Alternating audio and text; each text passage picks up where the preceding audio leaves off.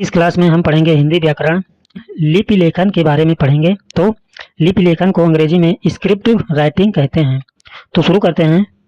Heading है लिपि की परिभाषा। तो ध्वनियाँ जो वाणी से निकल जाती हैं आकाश में समा जाती हैं क्योंकि उनका स्थायित्व नहीं होता। जिस किसी को हम अपने विचार समझाना चाहते हैं, यदि वे हमसे इतना निकट रहते हैं कि हमारी वाणी से निकली हुई ध्वनियों को सहजता से सुन लेते हैं तो वे हमारे विचारों को समझ लेते हैं। किंतु यदि वे इतनी दूर हैं कि हमारी ध्वनियों को नहीं सुन सकते तो हम उन ध्वनियों को लिखित रूप में संप्रेषित कर देते हैं। इस तरह से अपने विचार विनिमय में स्थायित्व प्रदान करने के लिए तथा दूरस्थ लोगों को लाभान्वित करने के लिए इन ध्वनियों के कुछ चिन्ह बना लिए गए हैं। इन्हीं ध्वनि चिन्हों के द्वारा मनुष्य हजारों और लाखों मील दूर रहने वाले लोगों के साथ विचारों का आदान प्रदान कर लेता है। इन्हीं ध्वनि चिन्हों को लिपि कहते हैं। दूसरे शब्दों में जिस रूप में वर्ण मतलब अक्षर लिख जाते हैं या लिखे जाते हैं उन्हें लिपि कहते हैं। अगली हेडिंग है देवनागरी लिपि। इसके बारे में जानते हैं। भिन्न देशों की भाषा तथा लिपि भिन्न भिन्न हुआ करती है। कभी कभी एक ही देश में अनेक भाषा और अनेक लिपियां प्रयोग में लाई जाती हैं। हिंदुस्तान एक विशाल देश है। विशाल मतलब बड़ा देश है, जिसमें बंगला, मराठी, हिंदी, तमिल, तेलुगु, मलयालम इत्यादि अनेक भाषाएं लिखी एवं बोली जाती हैं। इनमें हिंदी हमारी राजभाषा है और इसकी लिपि देवनागरी लिपि कहलाती है, अर्थात हिंदी भाषा की वर्णमाला जिस लिपि में लिखी जाती है उसका नाम देवनागरी लिपि है। आगे है मात्रा प्रयोग। इसको जानते हैं। व्यंजनों में भिन्न भिन्न यानी अलग अलग उच्चारणों के निमित्त उनके साथ स्वर जोड़े जाते हैं और उस समय स्वर के बदले हुए रूप को मात्रा कहते हैं। 12 खड़ी के साधारण नियमों के अलावा मात्रा संयोग में कुछ विशेषताएं भी होती हैं, जैसे द और हा में री की मात्रा लगने से उनके रूप क्रमशः द्रि और हिरी हो जाते हैं। हिंदी वर्णमाला में स्वरों की संख्या 11 है। प्रत्येक स्वर की मात्रा इस प्रकार है। तो यहाँ पर हमारे ये क्या दिए गए हैं, स्वर दिए गए हैं। देखिए कितने स्वर हैं यहाँ पे, 1 2 3 4 5 6 7 8 9 10 11। तो यहाँ पर क्या बता रहा है कि हिंदी वर्णमाला में स्वर कितने हैं, 11 हैं। तो ये हमारे स्वर हैं और ये नीचे इनकी मात्राएं दी गई हैं। देखिए कैसे मात्रा लगता है। यहाँ पर देखिए ये का अक्षर में सभी मात्राएं लगे हुए हैं, इसी तरह लगता है। आगे देखते हैं। छोटा ऊ और बड़ा ऊ की मात्राएं रा में मिलने पर उनका आकार कुछ निराला यानी अलग हो जाता है। जैसे ये रा है और ये छोटा ऊ है, तो जब रा में छोटा ऊ की मात्रा लगता है तो ऐसे होता है। उसी प्रकार यहाँ पर रा है, ये बड़ा ऊ है, तो रा में जब बड़ा ऊ की मात्रा लगता है तो ऐसे लगाया जाता है। आगे है व्यंजन के लेख भेद यानी प्रकार। तो देखते हैं। व्यंजन 2 तरह से लिखे जाते हैं, खड़ी पाई के साथ और बिना खड़ी पाई के साथ। तो देखिए ये रा छा टा ठा डा ढा दा रा बिना खड़ी पाई के व्यंजन हैं और इन्हें छोड़कर शेष व्यंजन खड़ी पाई सहित लिखे जाते हैं। हिंदी के सभी वर्णों के सिरे पर एक आड़ी रेखा रहती है जो झा धा भा में 2 सिरों के बीच में कुछ तोड़ दी जाती है। इसी शब्द में रा के पीछे कोई व्यंजन रहने से रा व्यंजन के ऊपर रेफ यानी उड़ंता रा का रूप धारण कर लेता है, जैसे कर्म, धर्म, मर्म। व्यंजन से संयुक्त रकार वर्ण के नीचे इस रूप में लिखा जाता है, जैसे चक्र, वज्र, राष्ट्र। हकार से मिलने वाले व्यंजन कभी कभी भूल से उसके पूर्व लिख दिए जाते हैं, जैसे आवाहन। आवाहन को ऐसे लिखा जाता है, आह्लाद को ऐसे लिखा जाता है, चिन्ह को ऐसे भी लिखते हैं, ब्रह्म को ऐसे भी लिखते हैं, ब्राह्मण ऐसे। समझ में आया। वाह और वाह, रा और ला तथा या और जा के लिखने और उच्चारण करने में उनके शुद्ध रूप पर ध्यान रखना चाहिए। हिंदी में प्रायः लोग लापरवाही से बा की जगह वा की जगह बा, ड़ा की जगह रा, बिहार में कुछ स्थान पर ड़ा की जगह रा बोलते और लिखते हैं, जैसे घोड़ा सड़क के स्थान पर घोड़ा सड़क बोलते हैं और या की जगह जा लिखते और बोलते हैं। हम पढ़ेंगे वर्ण। वर्ण को अक्षर कहते हैं, अंग्रेजी में लेटर्स कहते हैं। तो शुरू करते हैं। वर्ण का दूसरा नाम अक्षर है। अक्षर शब्द का अर्थ ही होता है अनाशवान। अक्षर शब्द का अर्थ ही क्या होता है, अनाशवान। अतः वर्ण अखंड मूल ध्वनि का नाम है। वह किसी शब्द का वह खंड है जिससे खंड खंड नहीं किया जा सकता, यानी तोड़ा नहीं जा सकता, जिसका विभाजन नहीं किया जा सकता। प्रत्येक वर्ण की ध्वनि अपना एक विशेष आकार रखती है। जिसे वर्ण कहते हैं। प्रत्येक भाषा में कई वर्ण होते हैं। हिंदी भाषा की वर्ण माला में 52 वर्ण यानी 52 अक्षर हैं। हिंदी की लिपि का नाम देवनागरी है। वर्णमाला के 52 वर्ण इस प्रकार हैं, नीचे दिए गए हैं। यहाँ पर सबसे पहले स्वर दिया गया है। तो स्वर हमने पढ़ चुके हैं, कितने हैं स्वर? 11 हैं। ये सभी हमारे स्वर हैं 11। फिर उसके बाद व्यंजन देखते हैं। व्यंजन में ये क वर्ग, च वर्ग, टा वर्ग, ता वर्ग, प वर्ग और अंतस्थ व्यंजन, ऊष्म व्यंजन, संयुक्त व्यंजन, द्विगुण व्यंजन, अनुस्वार या चंद्र बिंदु व्यंजन, विसर्ग व्यंजन, ये सभी मिलकर 52 अक्षर होते हैं। क वर्ग में का, खा, गा, घा, अंगा। च वर्ग में चा, छा, जा, झा, इया। टा वर्ग में टा, ठा, डा, ढा, अड़ा। ता वर्ग में ता, था, दा, धा, ना। पा वर्ग में पा, फा, बा, भा, मा। ये यहाँ से पूरे यहाँ तक क्या कहलाते हैं? स्पर्श व्यंजन। आए समझ में? स्पर्श व्यंजन कितने हैं? 25 है। कोई पूछे कि बताइए हिंदी वर्णमाला में स्वर कितने होते हैं? तो 11 होते हैं। और हिंदी वर्णमाला में व्यंजन यानी स्पर्श व्यंजन कितने हैं? तो 25 स्पर्श व्यंजन होते हैं। फिर उसके बाद अंतस्थ व्यंजन देखते हैं। या, रा, ला, वा, इनकी संख्या कितनी है? 4 है। फिर ऊष्म व्यंजन सा, सा, सा, हा, ये कितने हैं? ये भी 4 हैं। उसी प्रकार संयुक्त व्यंजन छा, त्रा, ज्ञा, श्रा, ये कितने हैं? ये भी 4 हैं। फिर उसके बाद द्विगुण व्यंजन ये ढा और ढा, ये कितने हैं? 2 हैं। फिर उसके बाद अनुस्वार या चंद्र बिंदु, ये देखिए ऐसे चंद्र बिंदु ऐसे होता है। आए समझ में? ये कितने हैं? इसकी संख्या 1 है। फिर विसर्ग, विसर्ग भी ये ऐसे है, ये भी कितना है? 1 है। तो इन सभी मिलाकर ये सभी मिलाकर कितने होते हैं हमारे वर्ण? 52। आगे है हिंदी भाषा के संदर्भ में भारतेंदु हरिश्चंद्र की पंक्ति, निज भाषा उन्नति आहे सब उन्नति को मूल सर्वाधिक उपयुक्त है। उच्चारण की दृष्टि से भाषा की लघुत्तम इकाई ध्वनि है। लघुत्तम मतलब सबसे छोटी। सार्थक ध्वनियों के समूह को शब्द कहते हैं। सार्थक मतलब जिसका कोई अर्थ निकलता हो। जब शब्द विभक्तियों के योग से वाक्य में प्रयुक्त होता है तब उसे पद या रूप कहते हैं। अब देखते हैं वर्ण के भेद यानी प्रकार। वर्ण के कितने भेद हैं या प्रकार हैं? तो वर्ण के 2 प्रकार हैं। पहला है स्वर वर्ण और दूसरा है व्यंजन वर्ण। है समझ में? अब उसी प्रकार स्वर के कितने प्रकार हैं? तो स्वर के 3 प्रकार हो जाते हैं यहाँ पे। पहला है ह्रस्व स्वर, दूसरा है दीर्घ स्वर और तीसरा है क्लुप्त स्वर। ह्रस्व स्वर को एक मात्रिक स्वर भी कहते हैं और दीर्घ स्वर को द्विमात्रिक स्वर कहते हैं और क्लुप्त स्वर को त्रिमात्रिक स्वर कहते हैं। अब इधर देखते हैं व्यंजन। व्यंजन कितने प्रकार के हैं? 3 प्रकार के। पहला है स्पर्श व्यंजन, दूसरा अंतस्थ व्यंजन और तीसरा है ऊष्म व्यंजन। तो आगे देखते हैं। अब हम पढ़ेंगे स्वर। स्वर को अंग्रेजी में वावेल कहते हैं। तो यहाँ देखते हैं, वे वर्ण जिनके उच्चारण के लिए किसी दूसरे वर्ण की सहायता की आवश्यकता नहीं होती उन्हें स्वर कहते हैं या स्वर कहलाते हैं। इनके उच्चारण में भीतर से आती हुई वायु मुख से निर्बाध रूप से निकलती है। सामान्यतः इनके उच्चारण में कंठ तालु का प्रयोग होता है, जीभ होंठ का नहीं। उ और उ के उच्चारण में होठों का प्रयोग होता है। हिंदी वर्णमाला में पूर्व में स्वरों की संख्या 14 थी। कौन कौन से? ये सभी देखिए, ये क्या है? 14 हैं। इनमें आ ई उ री ह्रस्व स्वर हैं।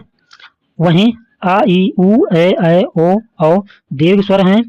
री दीर्घ और ली ह्रस्व और दीर्घ दोनों का प्रयोग अब नहीं होता। इस प्रकार व्याकरण में परंपरागत रूप से अब स्वरों की संख्या 11 मानी गई है, 14 नहीं है। दीर्घ स्वर के उच्चारण में एक मात्रा के उच्चारण का दूना समय लगता है। एक मात्रा का समय उतना कहलाता है। यहाँ पे आए समझ में क्या कह रहा है? एक मात्रा का समय उतना कहलाता है जितना आ के बोलने में लगता है। आ ई उ ए ओ औ दीर्घ स्वर हैं और इनके उच्चारण में एक मात्रा का दूनी समय लगने के कारण वे द्विमात्रिक स्वर कहलाते हैं। किसी मूल या दस्व को उसी स्वर के साथ मिलने से जो स्वर बनता है वह दीर्घ स्वर या द्विमात्रिक कहलाता है। जैसे आ में बड़ा आ को, बड़ा आ कैसे बनता है? छोटा आ और छोटा आ के मिलने से। उसी प्रकार बड़ी ई छोटी ई और छोटी ई के मिलने से। तो ये सभी उदाहरण दिए गए हैं। एक मात्रिक द्विमात्रिक के अतिरिक्त स्वर का एक और भेद होता है जिसे प्लुप्त या त्रिमात्रिक स्वर कहते हैं। इसके उच्चारण में दीर्घ स्वर से भी अधिक एक मात्रा का तिगुना समय लगता है। यह चिल्लाने, गाने, रोने, दूर से पुकारने और नाटक के संवादों में व्यवहृत होता है। जैसे बाप रे मोहना। इसकी पहचान के लिए दीर्घ स्वर के आगे 3 का अंक लिखने का प्रचलन है, जैसे ओम, राम। हिंदी के 11 स्वर वर्णों का वर्गीकृत निम्न है। पहला हृस्व स्वर, इसे एकमात्रिक स्वर भी कहते हैं।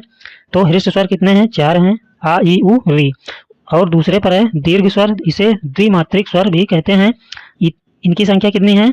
आ ई उ ए ऐ ओ औ। कितने हैं? 3 3 6 7। यानी दीर्घ स्वर कितने हैं? 7 हैं। हृस्व स्वर कितने हैं? 4 हैं। फिर उसके बाद संयुक्त या संध्य स्वर, ए ऐ ओ तथा औ को संयुक्त या संध्य स्वर कहते हैं, क्योंकि एक ही स्वर के भीतर 2 आसन्न स्वर ध्वनियों का संयोजन होता है। यहाँ पर आ धन ई यानी आ और ई के मिलने से ए बनता है। उसके बाद आ और ए के मिलने से ऐ बनता है। फिर आ और उ के जुड़ने से यानी मिलने से ओ बनता है तथा आ और ओ मिलने से औ बनता है। उसी प्रकार हिंदी स्वरों का वर्गीकरण नीचे दिया गया है। पहला है जिह्वा की ऊंचाई या मुंह के खुलने के आधार पर। पहला है विवृत्त मतलब बड़ा आ। दूसरा नंबर है अर्ध विवृत्त, से क्या होता है? आ ऐ औ आ। उसी प्रकार तीसरा नंबर है अर्ध सवृत्त, से क्या होता है? ए ओ। चौथा है सवृत्त, ई उ ऊ। जिह्वा की उत्थापित भाग के आधार पर हिंदी स्वर का वर्गीकरण। पहले में अग्र स्वर कौन कौन से हैं? ई ऐ। दूसरा है केंद्रीय या मध्य स्वर, आ है। तीसरा नंबर है पश्च स्वर, कौन कौन से हैं? आ उ ओ औ आ। आगे है ओंठों की स्थिति के आधार पर। पहला है आवृत्तमुखी या अवर्तुल, कौन कौन से? आ ई ए ऐ।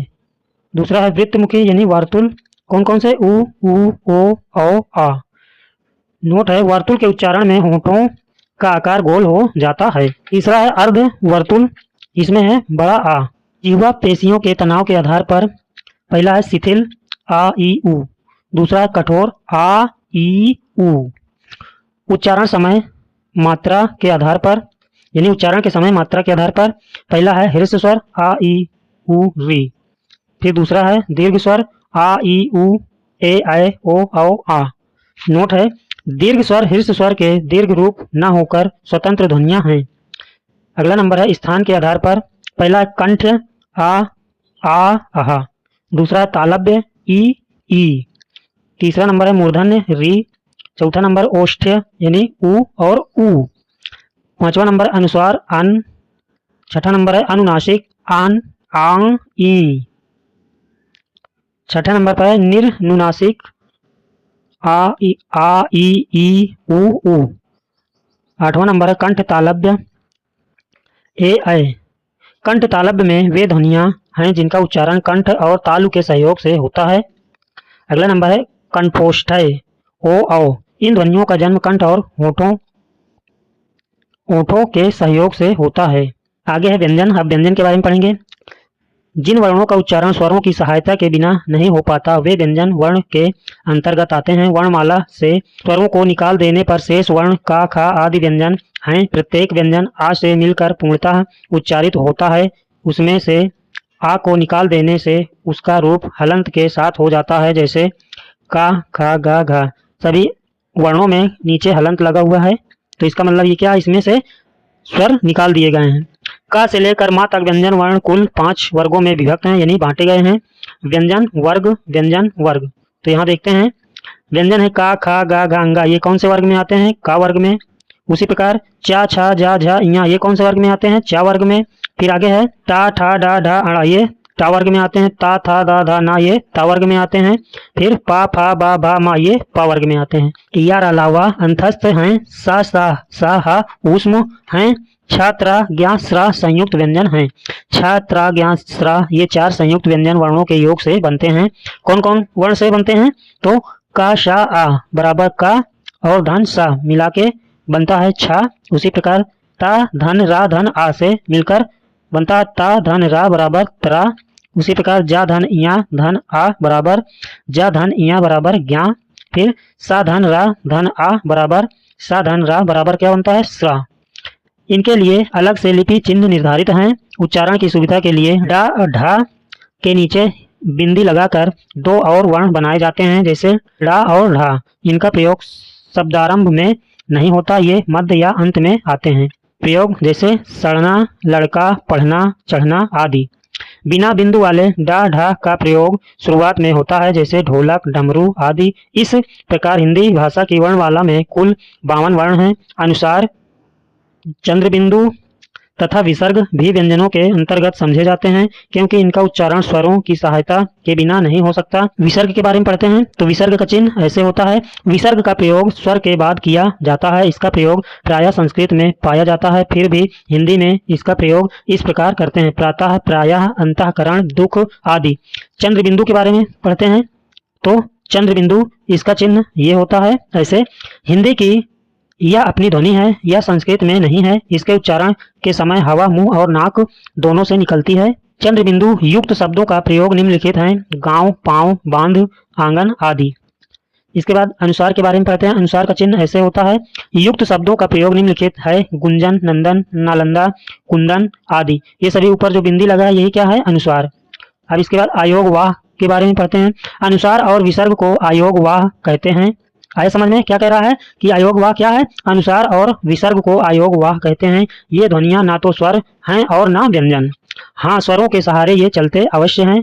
पंडित किशोरी दास वाजपेयी के शब्दों में इनकी स्वतंत्र गति नहीं, इसलिए ये स्वर नहीं है और व्यंजनों की तरह से स्वरों के पूर्व नहीं पश्चात आते हैं। पूर्व मतलब पहले नहीं आते, बाद में आते हैं। पश्चात का मतलब बाद में, इसलिए व्यंजन नहीं है। वर्णों की दोनों श्रेणियों में किसी के साथ जाति योग नहीं है, इसीलिए इन दोनों ध्वनियों को अयोग वाह कहते हैं। किन ध्वनियों को? यहाँ पे अनुसार और विसर्ग ध्वनियों को क्या कहते हैं? अयोग वाह कहते हैं। ना तो स्वर से योग, ना व्यंजन से, अतः अयोग। क्या कह रहा है? ना तो स्वर से योग, ना व्यंजन से, इसलिए इसे अतः अयोग। फिर भी अर्थ वहन, वहन मतलब वाह करते हैं। आगे हिंदी व्यंजनों का वर्गीकरण तो देखते हैं। पहला, उच्चारण स्थान के आधार पर मुख के जिस भाग से जिस वर्ण का उच्चारण होता है उसे उस वर्ण का उच्चारण स्थान कहते हैं। पहला है स्वर यंत्रमुखी, इसको काक लय भी कहते हैं। जिन व्यंजनों के उच्चारण में मुख गुहा खुली रहती है और वायुबंद कंठ को खोलकर झटके से बाहर निकलती है उसे काकलय व्यंजन कहते हैं, जैसे हा। दूसरा नंबर है कंठ। इस वर्ग की सभी ध्वनियों का उच्चारण कंठ से होता है। ये सभी का, खा, गा, घा, अंगा, ये सभी क्या हैं? कंठ वर्ग के वर्ण हैं। तीसरा नंबर है तालव्य। इस वर्ग की सभी ध्वनियों के उच्चारण में जिह्वा का मध्य भाग तालु से स्पर्श करता है, इन्हें तालव्य कहते हैं। कौन कौन से हैं? चा, छा, जा, झा, या, शा, ये सभी क्या हैं? तालव्य वर्ग के वर्ण हैं। अगला है मूर्धन्य वर्ग। इस वर्ग की सभी ध्वनियों का उच्चारण मूर्धा से होता है। ये टा, ठा, डा, ढा, ड़ा, रा, शा हैं। अगला है दंत्य वर्ग। इसमें ता, था, दा, धा, ना, ला, शा हैं। अगला नंबर है ओष्ठ। जो ध्वनियां दोनों होठों के स्पर्श से उत्पन्न होती हैं उन्हें ओष्ठ्य ध्वनियां कहते हैं। जैसे कौन कौन से हैं? पा, फा, बा, भा, मा। आगे है दंतोष्ठ्य। इसमें वाह, सिर्फ वाह वर्ण है। अगला नंबर है दूसरा, उच्चारण प्रयत्न के आधार पर अभ्यांतर प्रयत्न। वर्ण के मुख के बाहर आने के पहले मुख के भीतर तालु, मूर्धा, दांत, ओष्ठ आदि से जो यत्न किया जाता है उसे ही अभ्यांतर प्रयत्न कहते हैं। यह मुख के भीतर ही होता है और इसके बिना बाह्य यत्न निष्फल है। इसमें स्पर्श, पहला है स्पर्श, इसके बारे में जानते हैं। उच्चारण अवयवों के स्पर्श करने तथा सहसा खुलने पर जिन ध्वनियों का उच्चारण होता है उन्हें स्पर्श कहा जाता है। जैसे कौन कौन से वर्ण हैं? जैसे का, खा, गा, घा, टा, ठा, डा, ढा, ता, था, दा, धा, पा, फा, बा, भा। दूसरा नंबर है स्पर्श संघर्षी। इनके उच्चारण में उच्चारण अवयव सहसा खुलने के बजाय धीरे धीरे खुलते हैं।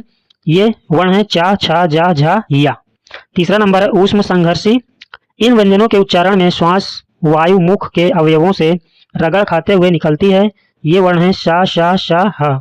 अगला नंबर है पार्श्विक। इसके बारे में देखते हैं। इसके उच्चारण में श्वास वायु जिह्वा के दोनों पार्श्वों यानी बगल से निकलती है। ये कौन सा वर्ण है? ला है। अगला नंबर है लुंठित। इसके उच्चारण में जिह्वा वत्सर्य भाग की ओर उठती है।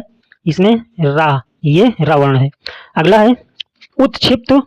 जिन व्यंजन ध्वनियों के उच्चारण में जिह्वा नोक कठोर तालु के साथ झटके से टकराकर नीचे आती है उन्हें उत्क्षिप्त कहते हैं। ये ड़ा और ढ़ा हैं। अगला है अंतस्थ या अर्धस्वर। इन ध्वनियों के उच्चारण में उच्चारण अवयवों में कहीं भी पूर्ण स्पर्श नहीं होता तथा श्वास वायु अवरोधित रहती हैं। ये हैं या और वा।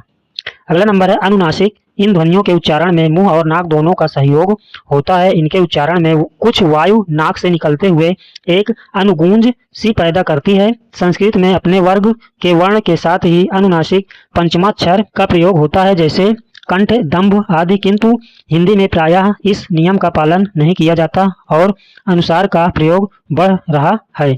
जैसे कंठ, दंभ आदि अनुनासिक पंचमाक्षर हैं। कौन कौन से? अंगा, इया, अड़ा, ना, मा। ये सभी वर्ग के अंतिम अक्षर हैं। तीसरा नंबर उच्चारण प्रयत्न यानी बाह्य प्रयत्न के आधार पर। व्यंजनों के वर्गीकरण में स्वर तंत्रियों की स्थिति की दृष्टि से व्यंजनों को दो भागों या दो वर्गों में बांटा जाता है। पहला है घोष या सघोष, दूसरा है अघोष। अब पहला नंबर घोष या अघोष के बारे में जानते हैं। जिन व्यंजनों के उच्चारण में फेफड़ों से श्वास वायु स्वर तंत्रियों से कंपन करती हुई निकलती है उन्हें घोष या सघोष व्यंजन कहा जाता है। ये पंच वर्गों में ये प्रत्येक वर्ग के तृतीय, चतुर्थ, पंचम व्यंजन हैं। गा, घा, अंगा, जा, झा, इया, डा, ढा, अड़ा, ड़ा, ढा, दा, धा, ना, बा, भा, मा, या, रा, ला, वा, हा। दूसरा नंबर अघोष। इसके बारे में जानते हैं। जिन व्यंजनों के उच्चारण में फेफड़ों से श्वास वायु स्वर तंत्रियों से कंपन करती हुई नहीं निकलती है उन्हें अघोष व्यंजन कहा जाता है। पंच वर्गों में ये प्रत्येक वर्ग के प्रथम, द्वितीय व्यंजन हैं। कौन कौन से? का, खा, चा, छा, टा, ठा, ता, था, पा, फा, शा, शा, सा। आगे है चौथा नंबर प्राणता के आधार पर, यानी प्राण का अर्थ है श्वास या श्वास वायु। भी व्यंजनों को दो वर्गों यानी प्राणता के आधार पर भी व्यंजनों को दो वर्गों में बांटा जाता है। पहला है अल्प प्राण। इसके बारे में जानते हैं। जिन व्यंजन ध्वनियों के उच्चारण में श्वास बल का प्रयोग कम होता है उन्हें अल्प प्राण व्यंजन कहा जाता है। पांच वर्गों में प्रत्येक वर्ग के प्रथम, तृतीय, पंचम व्यंजन और या, रा, ला, वा अल्प प्राण हैं। का, गा, अंगा, चा, जा, इया, टा, डा, अड़ा, ता, दा, ना, पा, बा, मा, या, रा, ला, वा। ये सभी क्या है? अल्प प्राण हैं। आगे है दूसरा महाप्राण। इसके बारे में जानते हैं। जिन व्यंजन ध्वनियों के उच्चारण में श्वास बल अधिक लगता है उन्हें महाप्राण व्यंजन कहा जाता है। पंच वर्गों में प्रत्येक वर्ग के द्वितीय, चतुर्थ व्यंजन और शा, सा, शा, हा महाप्राण हैं। खा, घा, छा, झा, ठा, ढा, था, धा, फा, भा, शा, शा, हा। पांचवा नंबर पेशी तनाव के आधार पर। पहला है कठोर अघोष और महाप्राण व्यंजन, दूसरा है शिथिल घोष और अल्प प्राण व्यंजन। हलंत। हलंत का चिन्ह ऐसे होता है, किसी भी वर्ण के नीचे लगता है। जहां दो वर्णों को जोड़ने में असुविधा होती है वहां हलंत चिन्ह लगा दिया जाता है, जैसे पद्मा, पट्ठा, बुढ़ा, खाद्य आदि।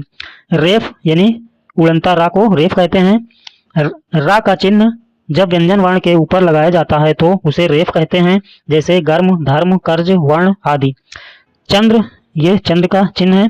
कुछ शब्दों में इस चिन्ह का प्रयोग होता है। यह बिंदु रहित चंद्र है जिसका उच्चारण औ के समान होता है, आ के समान नहीं। प्रायः अंग्रेजी के शब्दों के साथ ही इसका प्रयोग होता है, जैसे नॉलेज, डॉक्टर, ऑफिस आदि। नोट दिया गया है इसको देखते हैं। पहला है संस्कृत व्याकरण में स्वरों को अच और व्यंजनों को हल कहते हैं।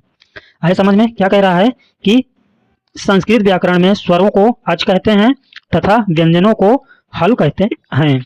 दूसरा है संस्कृत में री, ली और री के ये तीन स्वर और हैं, पर हिंदी में इनका प्रयोग नहीं होता है।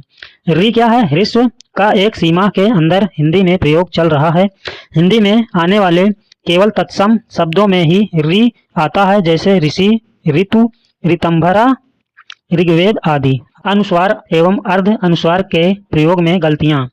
अनुस्वार अर्ध अनुस्वार के प्रयोग में इन दिनों बड़ी गलतियां हो रही हैं। अधिकांश लेखक अर्ध अनुस्वार का काम अनुस्वार से ही ले रहे हैं, जो अनुचित है। मेरे सम्मति में तत्सम शब्दों के लिखने में पंचम वर्ण का ही प्रयोग करना चाहिए और तद्भव तथा ठेठ हिंदी के लिखने में अनुस्वार का प्रयोग उचित जान पड़ता है, जैसे तद्भव शब्द, तत्सम शब्द। तो यहाँ पर दिया गया है, जैसे कंद, कंद का तत्सम क्या होगा? ऐसे होगा कंद। पंच का तत्सम ऐसे लिखा जाएगा। फिर उसके बाद कंटक का तत्सम ऐसे लिखा जाएगा। कंचन का तत्सम ऐसे लिखा जाएगा। तत्सम शब्दों के अनुसार के पश्चात अंतस्थ और ऊष्म वर्ण या रला हुआ शा, शा, सा, हा हो तो अनुस्वार का रूप नहीं बदलता, जैसे वंश, संसार, संवत, संलग्न आदि। अर्ध अनुस्वार के बारे में जानते हैं। इसके संबंध में यह कहना है कि जिस स्थान पर अनुस्वार का आधा उच्चारण हो उस स्थान पर इसका प्रयोग अवश्य है, जैसे हैं, मैं, जहां, हंसना, नदियां, दोनों, आंख, करूंगा आदि। इस क्लास में यहीं तक, मिलते हैं अगली क्लास में।